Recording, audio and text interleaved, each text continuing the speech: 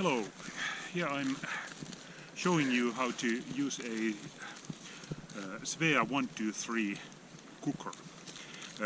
It is a very compact cooker. I have here the whole cooker. It's inside the little kettle I have here, and then there are the little things I need for making fire with it. So I'll show you what I have here. First of all, there's a little plywood platform I've made for the cooker. This is hard-packed ice snow for the moment, but it's beneficial to have the little platform there for it. Then here I have priming fluid, matches, and a lighter. And the cooker itself is inside a 1-liter Primus kettle. It is a compact system. We have all in here. Actually, this has its own little kettle with it, but it's so small that most people don't use it at all for that purpose. It's more of a protection type of thing here. So the little kettle here.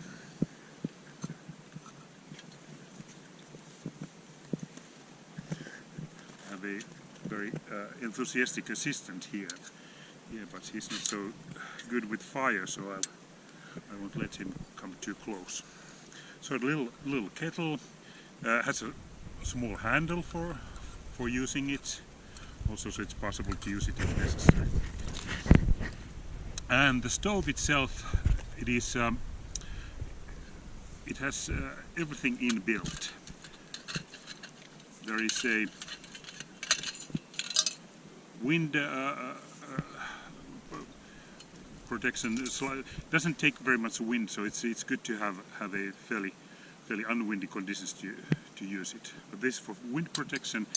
Then this is a gasoline heater, gasoline cook. So most of them rely on pressurized gasoline to burn. So usually the pressure vessel is separate, and there's a line coming through the cooker.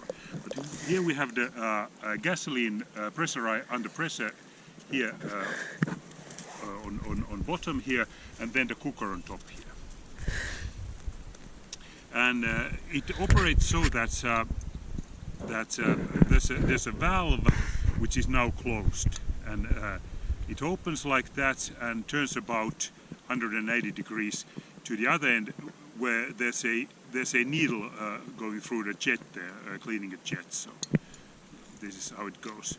And then to fill this little container, there's a plug here, and it screws like that.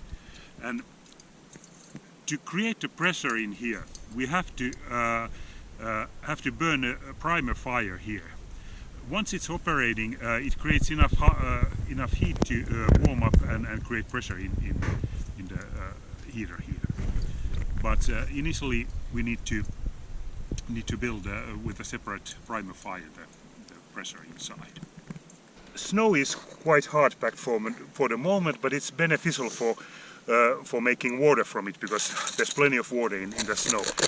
But you need this is a fairly strong aluminum vessel. You use it, and once you get a little above the hard surface, there's usually slightly softer, grainy type of snow inside there. But this is very good snow for melting water. Usually it's very fluffy and there isn't much water in it. But this one will probably give us a third of a liter of snow. Here I have some Sinol burning gel. You can see it's not quite liquid, but it's slightly viscous. And I have a syringe here with 2 milliliter capacity. So I usually use the 2 milliliters for priming purposes at a time. And this little this takes about 50 milliliters, so it's plenty for even a longer trip, just to carry here with. The priming fuel goes in the little pan here.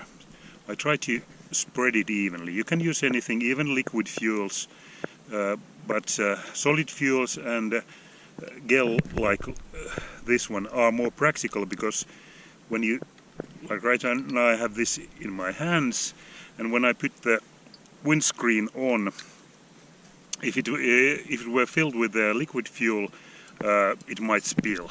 This doesn't spill so easily, so it's possible to totally easily to put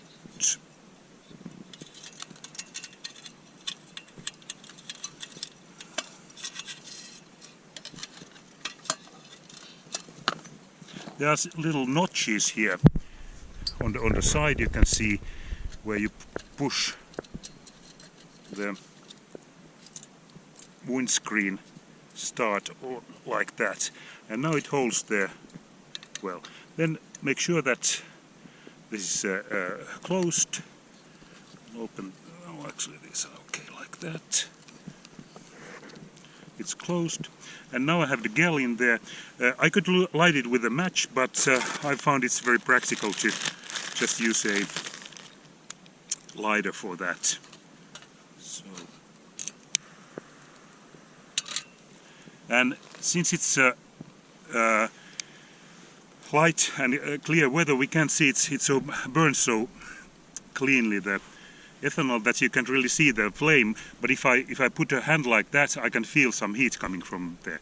So it is burning, even though you might not see it from that. Always follow the instructions with the cookers, which come with the cooker. This one tells to wait till the flame is over before you start opening the valve. But I found out that in winter conditions, if I carefully, slightly, a little bit, open the valve soon after it's burned a little bit, we can see there's a yellow flame. That means it's not burning well. So I'll just close it again, wait till it heats a little bit more, then open up, just slightly opening up, and you can hear the sound. It makes a roaring sound once it's burning well. So now there's still the primer ethanol is burning there, but now I have some gasoline also burning coming from the container.